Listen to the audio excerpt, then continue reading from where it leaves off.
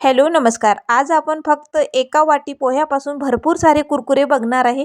मार्केटपेक्षाही tasty Kurkure, चौपट फुलणारे, तर घरच्या घरी कसे बनवायचे आपण ते बघणार आहे.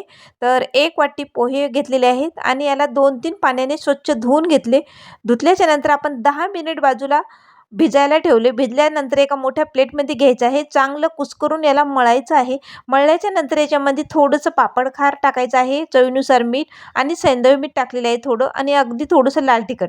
तुम्ही तुमच्या आवडीनुसार याच्यामध्ये लाल तिखट टाकू शकता आणि याला पुन्हा व्यवस्थित मळून घ्यायचं आहे. मळल्याच्या नंतर तुमच्या घरात कुठली दुधाची पिशवी म्हणा, प्लॅस्टिक असेल त्या प्लॅस्टिकमध्ये आपण हे भरून घ्यायचं आहे आणि अगदी थोडंसं बारकं, एकदम बारकं छोटंसं असं कट करून घ्यायचं आहे.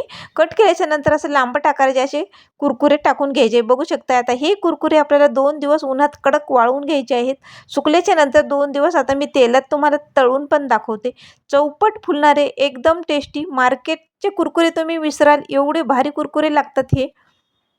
तर एका प्लेटमध्ये घ्यायचं, याच्यामध्ये पुन्हा लाल तिखट आणि चाट मसाला टाकायचं, पुन्हा मिक्स करायचं आणि एकदम टेस्टी आपले कुरकुरे आणि झटपट तयार होणारे कुरकुरे आता तयार आहेत. तुम्ही पण नक्की ट्राय करा.